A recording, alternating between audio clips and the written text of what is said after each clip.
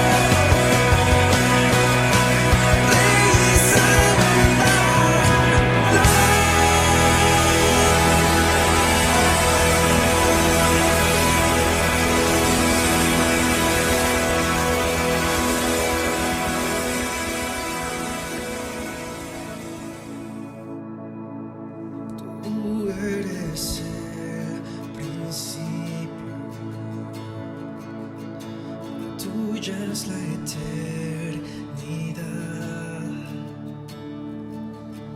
Llamaste el mundo existencia, me acerco a ti.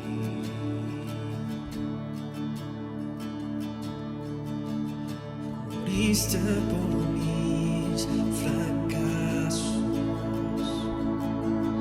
llevaste mi culpa en la cruz, cargaste en tus hombros mi carga, me acerco a ti. ¿Qué puedo hacer?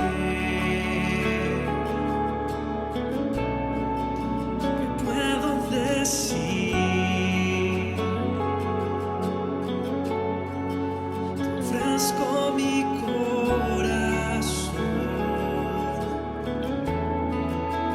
completamente a ti.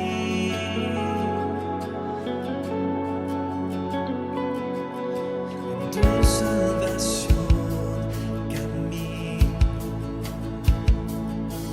tu espíritu vive en mí. Declararé tus promesas, me acerco a ti. ¿Qué puedo hacer?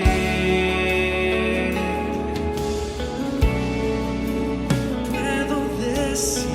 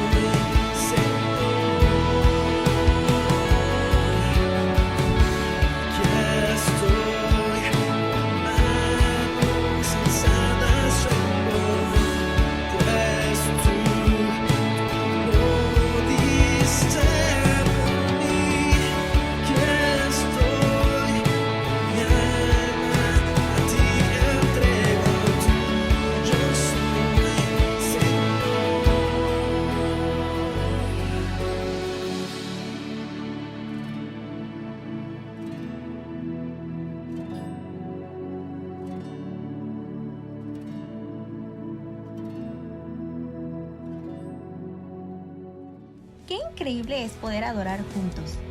Te recordamos que nos puedes seguir en redes y compartir nuestra transmisión para poder alcanzar a más gente. No olvides que tenemos reunión online todos los miércoles a las 8 de la noche. Y también todos los domingos a mediodía.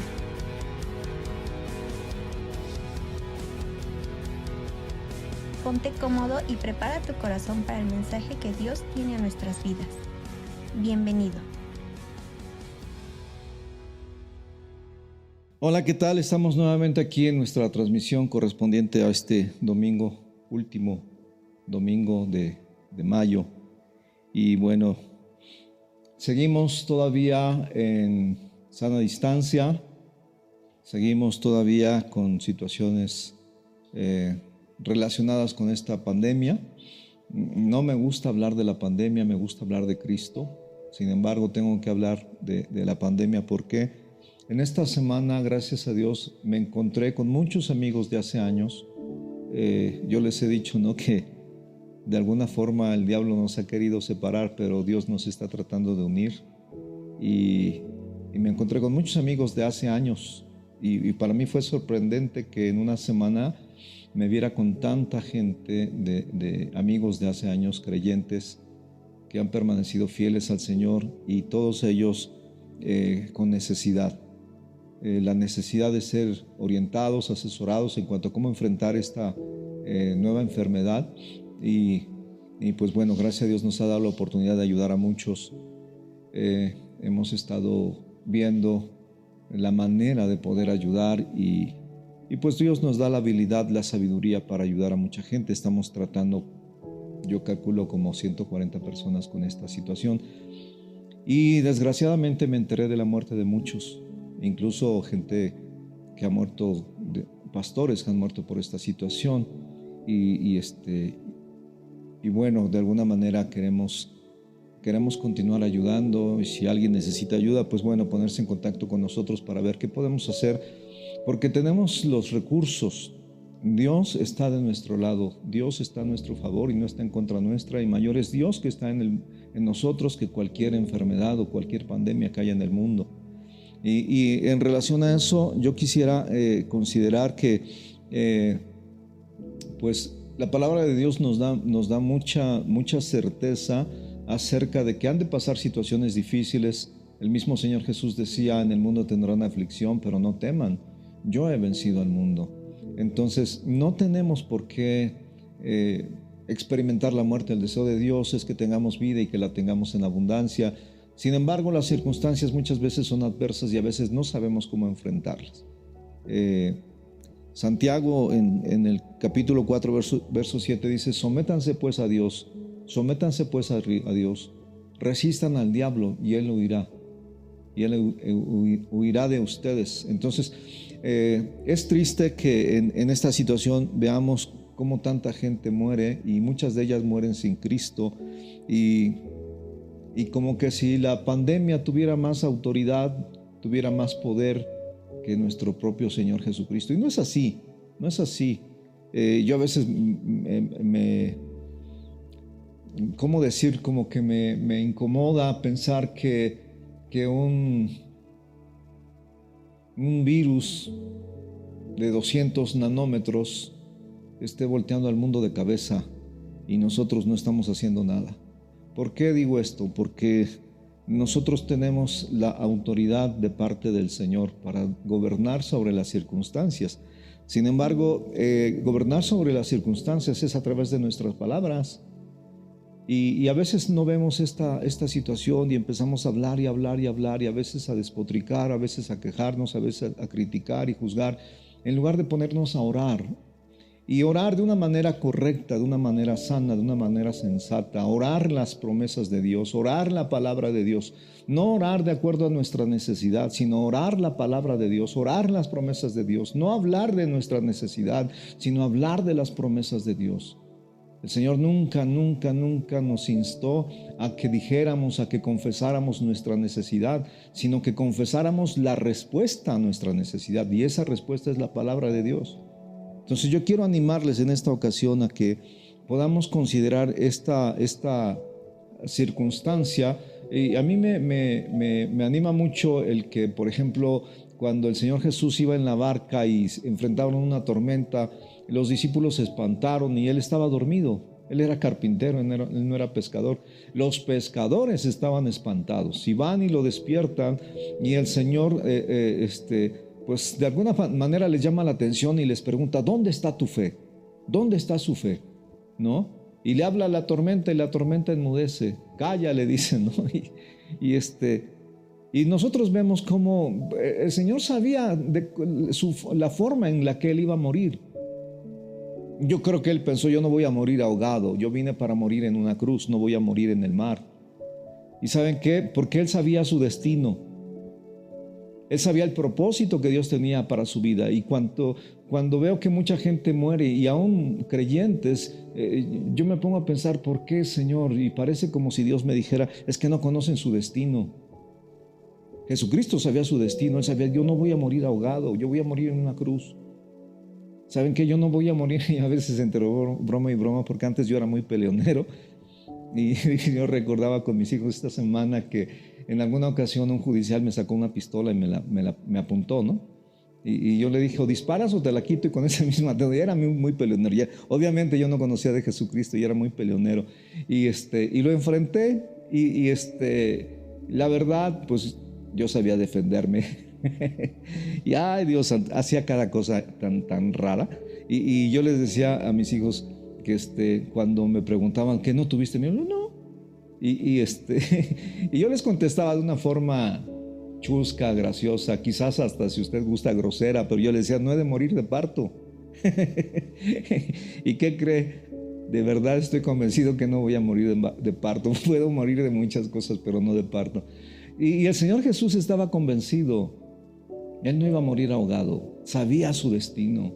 Usted y yo tenemos la responsabilidad de estudiar la palabra, de escudriñar lo que la palabra de Dios dice acerca de nosotros y entender cuál es el plan y el propósito que Dios tiene para nuestras vidas.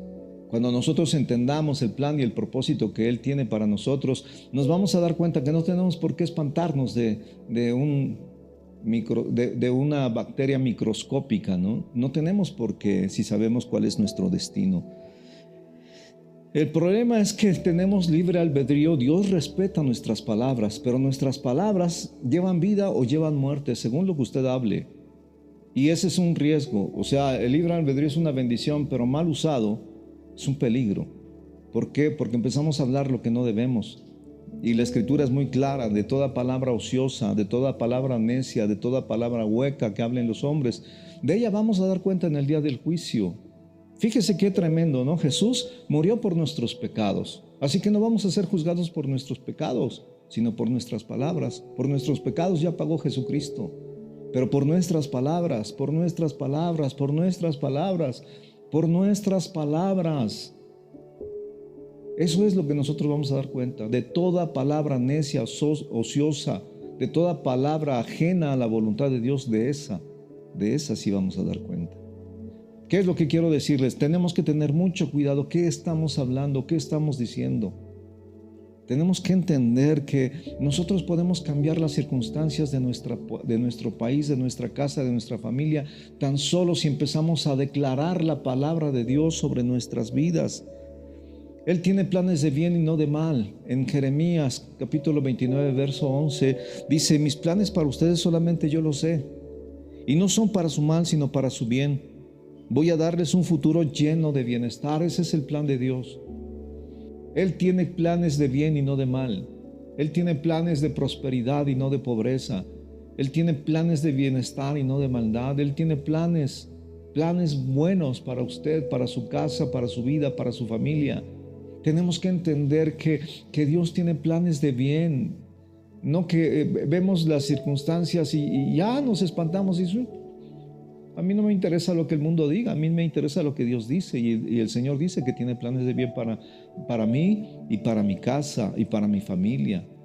Él nos ama, Él nos cuida, nos protege, nos prospera.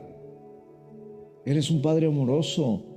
Pero si nosotros no conocemos a Dios y no conocemos el plan que Dios tiene para nosotros, bueno, entonces sí, la situación se va a poner muy difícil. Yo quiero que usted pueda entender que Dios, desde que nos creó, Él ya tenía un plan para nosotros. O sea, Él no nos creó por casualidad, no estamos aquí por una mera casualidad del destino. No. Él puso un destino dentro de nosotros. Es decir, Él no nos hizo por casualidad o dijo, ¡ay! Ya la regué, creé a José Luis. No, Él tenía ya un plan. Y en Efesios 1, versos del 3 al 4 dice, bendito sea el Dios y Padre de nuestro Señor Jesucristo, que nos bendijo con toda bendición espiritual en los lugares celestiales en Cristo. Según nos escogió Él, escuche esto, según nos escogió Él nos escogió antes de la fundación del mundo. Antes de que el universo fuese, Dios ya lo había escogido ahí en su corazón, en la mente de Él, ya estaba usted ahí. Él nos escogió a nosotros antes de la fundación del mundo para que fuésemos santos y sin mancha delante de Él. Él nos predestinó. Él sabía de nosotros. ¿Por qué? Porque estábamos ahí en su corazón. Yo recuerdo que mi hijo, cuando tenía como 2 años, le preguntaba a su mamá que por qué no lo habíamos invitado a la boda. Y mi esposa decía, pues es que todavía no estabas aquí. Y él preguntaba, dice, ¿y dónde estaba? ¿Por qué no me invitaron? Y se ponía a llorar. Y cada vez que veía fotos de la boda, se ponía a llorar, al grado que mi esposa tuvo que esconder todas las fotos de la boda, porque cada vez que las veía mi hijo, se ponía a llorar. Y le preguntaba a su mami, ¿por qué no me invitaron? Y su mami le dijo, es que tú no estabas aquí. Y cuando él pregunta, ¿y dónde estaba yo? Y entonces mi esposita Rosy le dice, estabas en el corazón de Dios. Y ahí estábamos todos, usted y yo estábamos ahí en el corazón de Dios. Y Dios nos eligió desde antes de la fundación del mundo. Y Él hizo planes de bien para que nosotros caminásemos sobre ellos. Él creó buenas obras para que nosotros las realizáramos. Así que Él tiene la manera de poder cambiar todas las circunstancias si tan solo nosotros le creemos. Hay ángeles a nuestro alrededor capaces de enderezar las circunstancias cuando nosotros empezamos a hacer lo correcto y empezamos a hablar lo correcto. En lugar de estar hablando sobre las circunstancias, hablar sobre la palabra y las promesas de Dios. La palabra de Dios sigue teniendo el mismo poder cuando creó el mundo con palabras. La palabra de Dios no cambia. La palabra de Dios sigue siendo palabra de Dios y Dios sigue expresándose a través de su palabra. Recuerde lo que dice en Juan 1:1, en el principio era con Dios. En el principio, podamos decirlo de esta manera, en el principio era la palabra. Y la palabra era Dios. Y todo fue hecho con palabras. Y nada de lo que nosotros vemos fue hecho sin palabras. Todo Dios lo creó con las palabras. Así que nosotros tenemos que considerar que las circunstancias pueden cambiar si tan solo nosotros empezamos a creerle a Dios. No creer en Dios. Todo el mundo dice creer en Dios. No, es creerle a Él lo que Él dice. Apropiarnos de sus palabras, apropiarnos de sus promesas, creerlas en nuestro corazón y declararlas con todo nuestro ser. Y Dios verá la manera, la forma como Él va a cumplir sus planes y sus propósitos en nosotros, en nuestra casa, en nuestra vida, en nuestra familia, en nuestra empresa, en nuestra ciudad, en nuestra colonia, en nuestro país. Necesitamos nosotros volver a las bases, a los fundamentos. Yo veo que hay algo que no hemos entendido. Mire, por ejemplo, la clave de todo esto es creerle a Dios y rendirnos a Él. Pero ¿por qué no nos rendimos a Dios? Porque no nos gusta morir. No nos gusta rendirnos, no nos gusta ceder a nuestros deseos, nuestros anhelos, nuestros planes, nuestros propósitos. Recuerde que los planes de Dios son más grandes que los nuestros. Sus caminos son mucho más grandes que los nuestros. Sus deseos son mucho mejor que los nuestros. Pero no nos gusta rendirnos, no nos gusta ceder y decir, Señor, estoy dispuesto a ceder mis planes por los tuyos, mis anhelos por los tuyos, mis deseos por los tuyos. No. Tenemos la oportunidad de satisfacer nuestros deseos y satisfacemos nuestros deseos, pero de esa manera rechazamos los deseos de Dios.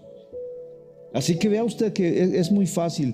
En Gálatas 5:17 dice, porque el deseo de la carne es contra el espíritu. Los deseos que hay en su carne son contrarios al espíritu. Dice, y el del espíritu es contra la carne. Y estos se oponen entre sí para que no hagamos lo que queremos.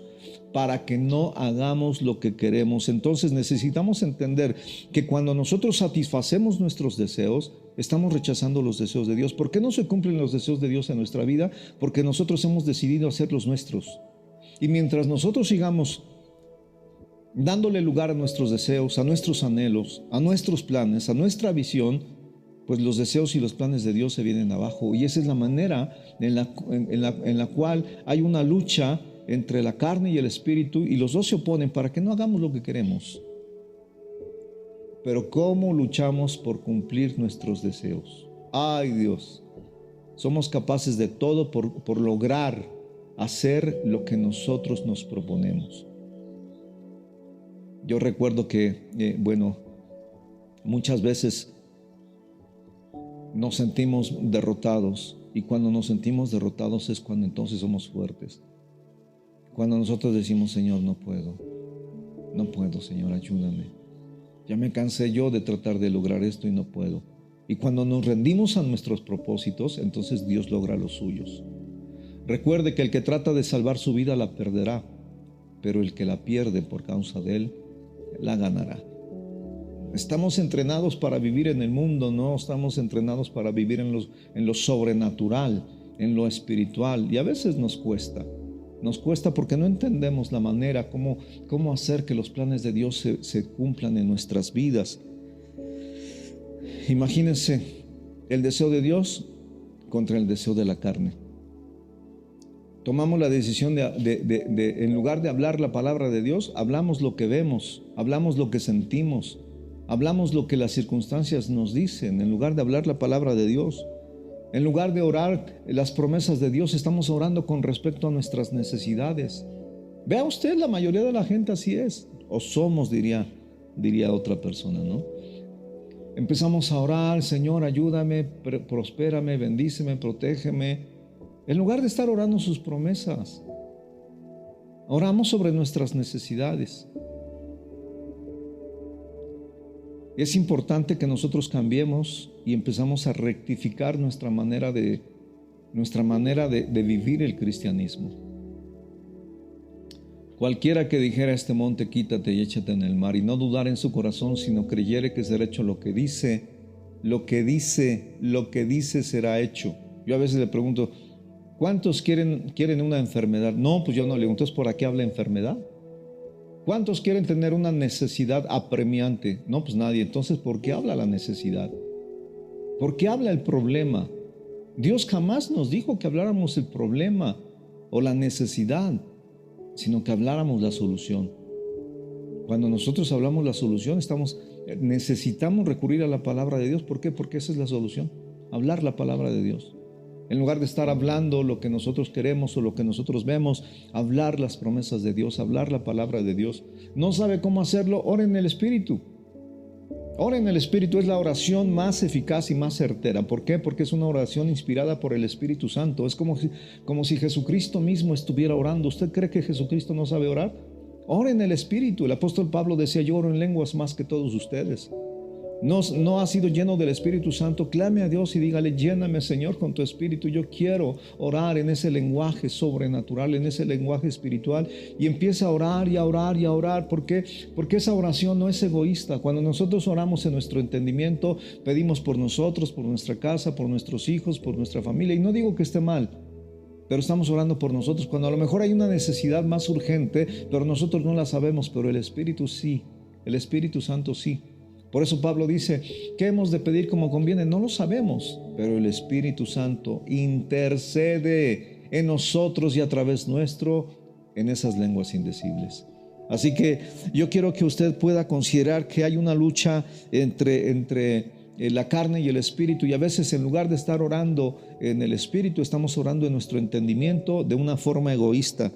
A veces, en lugar de poner nuestros ojos en Dios, ponemos los ojos en las circunstancias. Mira lo que está pasando, mira cuánto está esto, el otro, aquello. Y yo no digo que no pongamos nuestros ojos, pero que no pongamos nuestra atención. Es decir, que no nos quedemos ahí estancados. Por ejemplo, yo ahorita veo cuánta gente está muriendo, pero yo no estoy poniendo mi atención en la muerte.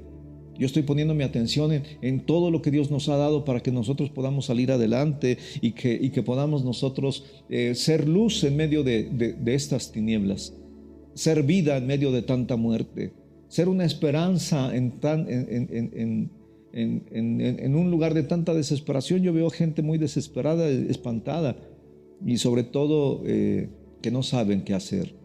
Así que considere usted, termino con esto, Dios cumplirá sus planes y sus propósitos si nosotros le pedimos y le permitimos que lo haga. Dios, yo digo, es tan bueno, tan caballeroso, que nos deja hacer lo que nosotros queremos porque Él no viola nuestra voluntad. Él respetó la voluntad de Adán, va a respetar la suya. Pero cheque, la voluntad de Adán no era lo mejor y la suya tampoco. Así que pidámosle a Dios que cumpla sus planes, cumpla sus propósitos en nosotros y permitamos que Él lo haga. Y pedirle, y no permitas que sea yo el que estorbe tus planes. A veces yo he orado y le he dicho, Señor, y si yo estorbo tus planes, quítame del medio. Quítame, porque yo no quiero estorbar tus planes, no quiero estorbar lo que tú tienes. Así que nosotros tenemos que empezar a creer que Dios tiene buenos planes, tiene planes de bien. Empezamos a creerlos y sobre todo creerlos y empezar a declararlos. ¿Cómo? Ore proféticamente. Es una de las oraciones que ha sido tan abandonada porque ha sido mal usada, pero es tiempo que nos levantemos y empecemos a orar proféticamente conforme al plan y la voluntad de Dios para nuestras vidas, para su casa, para su negocio, para su colonia, para su estado, para nuestro país. Oremos proféticamente, declarando la palabra de Dios sobre nuestra casa, sobre nuestras finanzas, sobre nuestra vida, nuestra familia, sobre nuestra nación.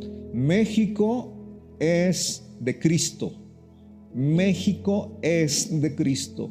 A veces siempre decimos México será para Cristo. No, México es de Cristo. México es de Cristo y nosotros tenemos que entender que el Señor está levantando a México, que los ojos de Dios están puestos sobre México y sobre nuestra nación. Está empezando un despertar espiritual y está derramando de su espíritu sobre toda carne, y el Espíritu Santo convencerá a todo el mundo, a toda la gente de pecado, de justicia, de juicio, por cuanto no han creído. Que el Señor va a quitar con esa unción preciosa el velo que Satanás puso sobre los incrédulos para que no les resplandezca la luz del Evangelio, y habrá un despertar espiritual y nuestros hijos profetizarán y nuestros pequeños van a ver milagros, porque Dios va a usar a todos nuestros pequeños, a nuestros hijos, a nuestros jóvenes. Nosotros no vamos a estar ahí al frente de este gran avivamiento, nosotros vamos a estar disfrutando y coachando, por decirlo así, orientando a nuestros jóvenes que se levanten, animándoles a que sean portadores de buenas noticias en esta nación, y veremos un despertar sobrenatural sobre México. Así que yo quiero pedirle a usted que se una conmigo y declaremos las bendiciones de Dios, que Dios ha abierto las ventanas de los cielos sobre nuestra nación, sobre nuestra ciudad, sobre nuestra colonia, sobre nuestra familia, y hemos de ver la gloria de Dios. Así que yo le animo a que no ponga ya más sus ojos en las necesidades o en las circunstancias, y veamos lo que Dios tiene, porque Él tiene planes de bien y no de mal. Que Dios los bendiga, que Dios los llene de bendiciones, y que estemos orando con gozo, con alegría, sabiendo que el Señor viene y el Señor viene pronto. Que Dios los bendiga, y para usted que nos ve por primera vez, perdóneme la emoción, pero Dios viene y Dios le ama y Dios quiere tenerle en sus brazos. Así que yo le invito a que usted le diga de todo corazón: Señor, quiero rendirme a ti, quiero entregarme a tus brazos, quiero rendir mi voluntad a ti, y en este día pedirte perdón por todo lo malo que yo haya hecho, y abrir mi corazón para entregarte mi vida y confesar con mi boca que Jesucristo es el Señor, porque yo creo que Jesucristo pagó por todos mis pecados en la cruz del Calvario, y creo que resucitó al tercer día para mi justificación. Por eso hoy confieso a Jesucristo como mi Señor y mi suficiente Salvador. Que Dios los bendiga y nos vemos en la próxima transmisión.